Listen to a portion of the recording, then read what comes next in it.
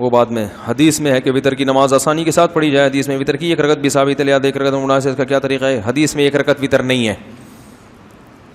حدیث میں جو آتا ہے کان النبی صلی اللہ علیہ وسلم یوتر بواحدۃ, نبی ایک رکعت وطر پڑھتے تھے, یہ ترجمہ ہم نے خود کیا ہے.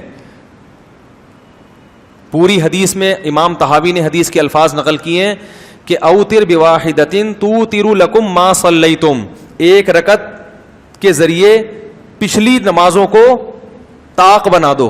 ایون اور آڈ کا لفظ سنا ہوگا نا, ایون کہتے ہیں جو دو پہ تقسیم ہو جائے, آڈ کہتے ہیں جو دو پہ تقسیم نہ ہو, طاق عدد جسے کہا جاتا ہے اردو میں. تو جہاں بھی یوتر بواحدۃ کا لفظ ہے وہاں امام ابو حنیفہ کی رائے کے مطابق, اور یہ بڑی مضبوط رائے ہے کہ یوتر بواحدۃ کے الفاظ آئے ہیں, وہاں مطلب یہ کہ ایک رکعت کے ذریعے پچھلی دو رکعتوں کو وطر بنا دو, کیونکہ دو رکعتیں ایون تھیں, ایک کے ذریعے آپ نے کیا بنا دیا؟ آڈ. یہ جہاں بھی لکھا ہوتا ہے نا نبی صلی اللہ علیہ وسلم ایک رکعت وطر پڑھتے تھے, تو آپ ان سے کہیں کہ یہ عربی سے اردو ترجمہ یہ تو تم نے خود کیا ہے, صحیح ہے نا, ایک رکعت وطر پڑھتے تھے. یوتر بواحدۃ کا مطلب ایک رکعت وطر بھی آتا ہے اور ایک رکعت کے ذریعے پچھلی نمازوں کو جفت بنانا بھی آتا ہے, دونوں آتے ہیں. تو احناف کا مستدل صحیح مسلم کی حضرت عائشہ کی حدیث ہے. وہ حدیث یہ ہے کان النبی صلی اللہ علیہ وسلم یوتر بثلاث, تین رکعت کے ذریعے طاق بناتے تھے اپنی پچھلی نمازوں کو. تو اب اس میں بھی یہ امکان ہے کہ تین رکعتیں پڑھتے تھے یا زیادہ, لیکن حضرت عائشہ نے جو اس کی تفصیل بیان کی اس سے صاف پتہ چلتا ہے کہ وہ تین رکعتیں ہوتی تھیں. حضرت عائشہ نے فرمایا پہلی رکعت میں سبح اسم ربک الاعلی پڑھتے تھے, دوسری میں قل یا ایھا الکافرون, اور تیسری میں قل هو اللہ, اور فرمائے بسلام, ایک سلام کے ساتھ, یعنی درمیان میں سلام بولو بھائی نہیں. اور حضرت عائشہ جتنا نبی کی نماز کو جانتی تھی اتنا کوئی اور نہیں جانتا تھا. رہا یہ مسئلہ کہ بتسلیمتین کے الفاظ بھی آتے ہیں حدیث میں کہ دو سلاموں کے ساتھ, بھائی دو دفعہ سلام ہے نا, دو رکعت کے بعد بھی اور آخری رکعت کے بعد بھی, تو وہاں دو سلام, یہ جو التحیات ہے نا اس کو بھی سلام سے تعبیر کیا گیا ہے, کیونکہ اس میں ہم السلام علیک ایھا النبی پڑھتے ہیں. تو دو سلام کا مطلب وہاں دو قعدے, نہیں آ رہی بات. تو وطر کے بارے میں بہت ساری مختلف روایتیں ہیں جن میں بڑا تعارض ہے آپس میں. ان تمام روایتوں کو اگر آپ تطبیق دیں تو وہ تطبیق میں جتنا بہتر طریقہ امام ابو حنیفہ نے اختیار کیا ہے, ہماری رائے میں اس سے بہتر طریقہ کسی اور نے اختیار نہیں کیا. لیکن اگر آپ اس طریقے سے متفق نہیں ہے تو کوئی بات نہیں ہے, اختلافی مسئلہ ہے, لیکن آپ اس طرح سے اپنا کلپ ریکارڈ کروائیں کہ لوگ حنفیوں کو بے وقوف سمجھنا شروع کر دیں, اور وہ یہ سمجھیں لوگ کہ ان بیچاروں کو تو بخاری کی یہ جو ایک رکعت والی حدیث ہے اس کا بھی نہیں پتا. تو یہ آپ کی بے وقوفی ہے, آپ کی جہالت ہے کہ آپ اتنے بڑے جاہل ہیں کہ آپ کو اپنی جہالت کا علم بھی نہیں ہے. ایک ہوتا ہے جاہل, ایک ہوتا ہے جہل مرکب. جہل مرکب اس جاہل کو کہتے ہیں جس کو یہی نہ پتا ہو کہ میں جاہل ہوں. تو آپ کو تمام ائمہ کے استدلال معلوم ہونے چاہیے کہ کس نے کس طریقے سے استدلال کیا, اس کے بعد آپ تبصرہ کریں کسی کے اوپر. بہت مشکل ہے سمجھانا, اس کے بعد آپ تبصرہ کریں کسی کے اوپر.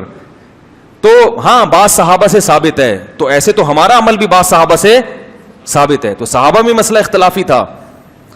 تو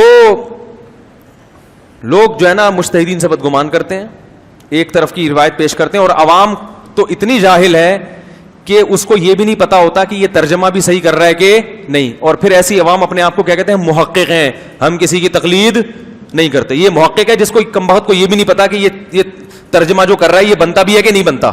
ایک دفعہ ایک یورپ سے امریکہ سے ایک صاحب آئے, خون پینا شروع کر دیا میرا, اور وہی کہ بھیتر تو ایک رکعت ہے, ایک رکعت ہے, ایک رکعت ہے, رٹا لگایا انہوں نے. میں نے کہا تو ٹھیک ہے, ایک رکعت آپ کا اگر اطمینان ہے تو آپ ایک رکعت پڑھیں, ہم تو حرمین میں بھی ایک رکعت پڑھتے ہیں, تو اختلافی مسئلہ ہے. اس نے کہا پھر آپ کیوں تین پڑھتے ہیں؟ میں نے کہا ہماری رائے یہ ہے کہ تین پڑھنی چاہیے, اس میں احتیاط, کیونکہ تین جس طرح سے ہم پڑھتے ہیں اس طرح سب کے نزدیک وطر ہو جاتا ہے.